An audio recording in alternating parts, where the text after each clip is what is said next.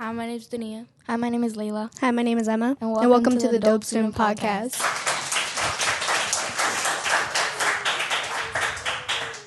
So we have a special guest. My name is Ron Kanter. I'm a documentary filmmaker. All right, so we're going to be asking you some questions.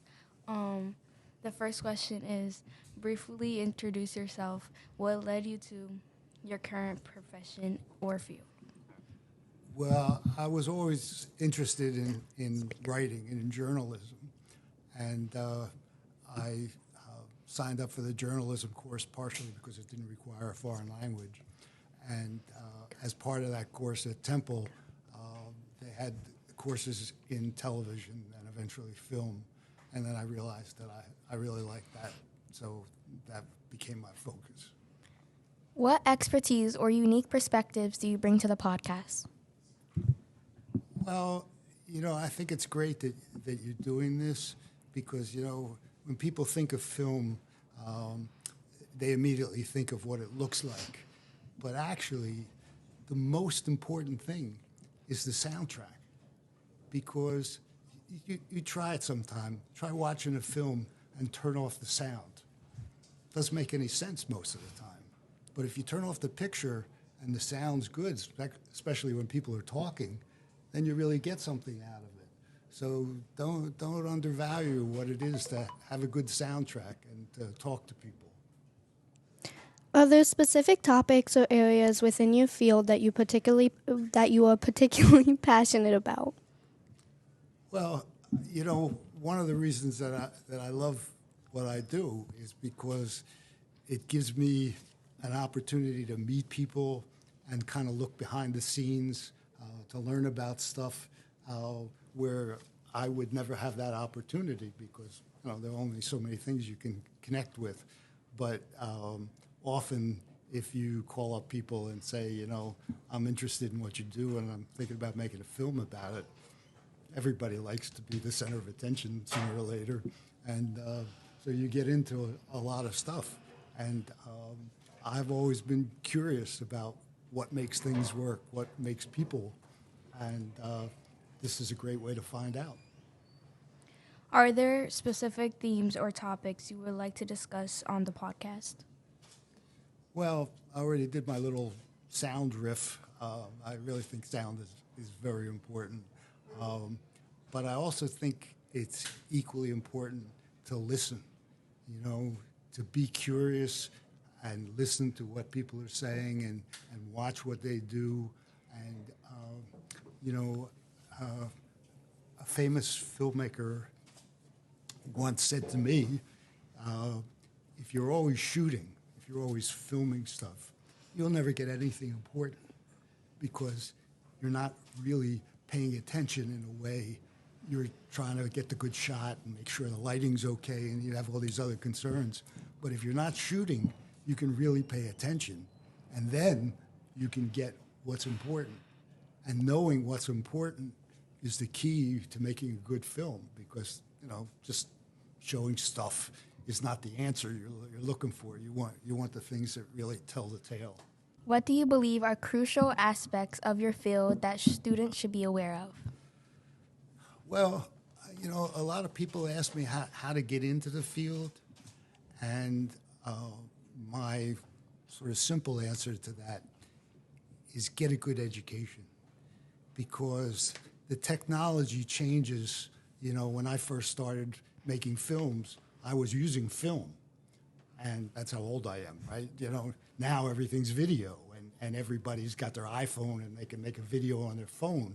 So the technology, in a sense, is the easy part. You have to get good at it, and you have to understand how to use it, but that's the easy part.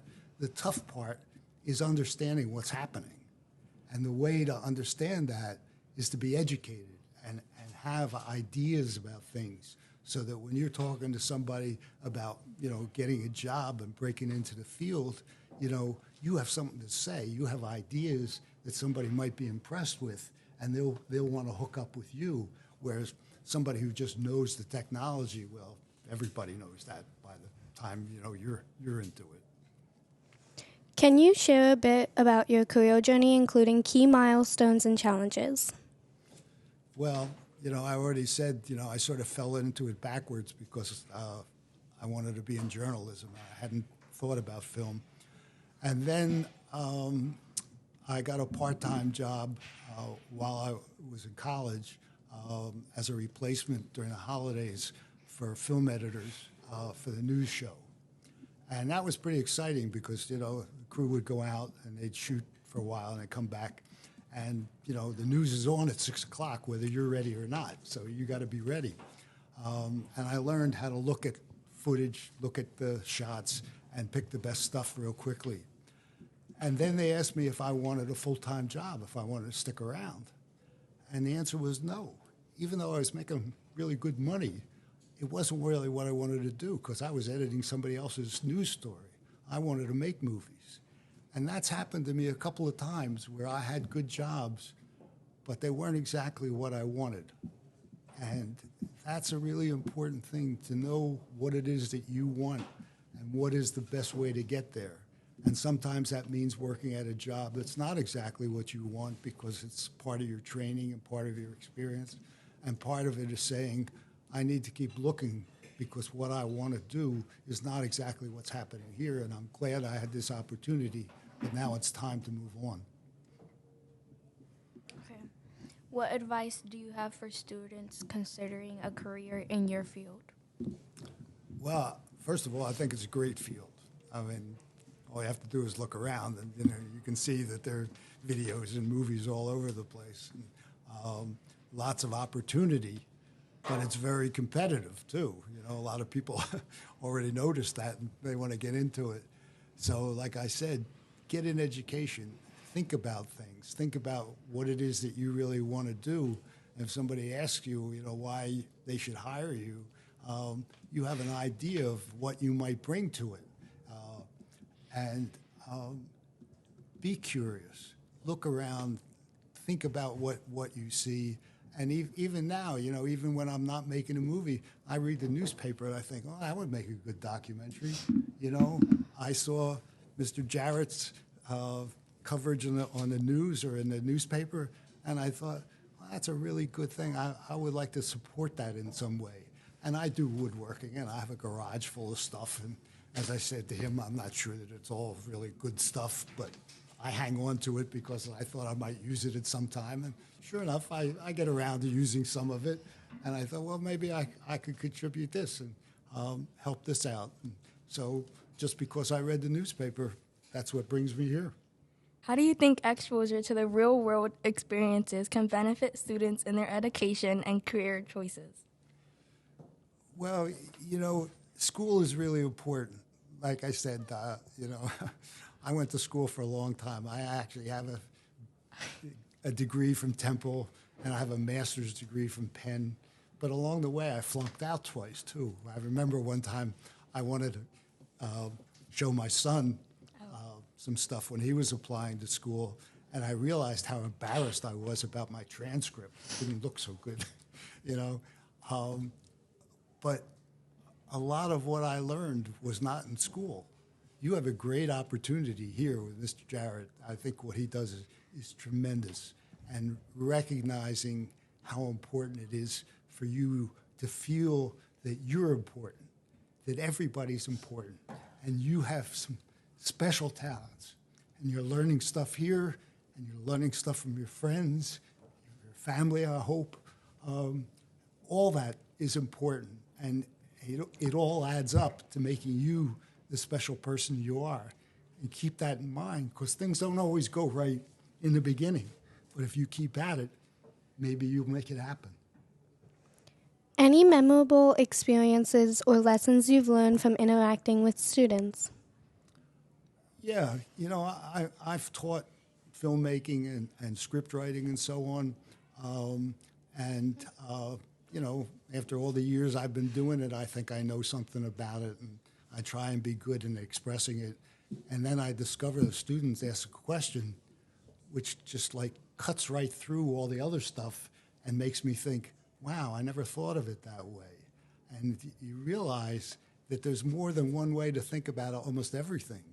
And communicating, which is, in a sense, my profession, is not so easy all the time because you have to think about who you're talking to and how the audience is going to respond to something and what they bring to it, not just what you bring to it. So I think that having that perspective that you may be pretty good at what you do, but there are other people out there who maybe aren't as good as you but have other ideas about it is really important. And that brings me back to, listening and being curious and being open to the experience. Share a fun or interesting fact about yourself that listeners might find surprising. Well, I already gave away the one that I think is surprising, that I flunked out of school twice, even though I have a master's degree. I had a couple of great film projects that you might not imagine. I went to Papua New Guinea. You have to look at a map to figure out where that is, but it's halfway around the world. And the people that I was working with there had only recently discovered money. They made their living by farming, by hunting, and by trading. They would make a kind of artwork that they would trade with other tribes who made pottery. They didn't make pottery, so they would trade. So, I was doing work for this arts organization, and they were going to do something with this tribe in Papua New Guinea, and they said, "Do you want to go?" And I said, "Hell, yeah." So I've had a couple of really terrific experiences like that, going to other countries and seeing things that I never imagined I'd have the opportunity to do. Is there any specifics you would like the audience to know or any other details you'd like to share? If you're into it, work at it. That's the key. You have to prepare and do it, as a woodworker, which I only do on the side. I make stuff for my family or whatever. I sometimes kid myself, thinking if I ever did the same thing twice, I might get good at it. But often, we only need one bureau, so I only make one. We only need one storm door, so I only make one. And, they're okay. I'm happy, and I show people, and, I'm glad I was able to do it. But keep that in mind. You have an opportunity to learn stuff here, and seeing how it's done and doing it once is terrific. But you probably need to do it over and over again to get really good at it. All right, thank you. Well, thank you. Thank you for speaking on the Dope Student Podcast. Bye. Bye.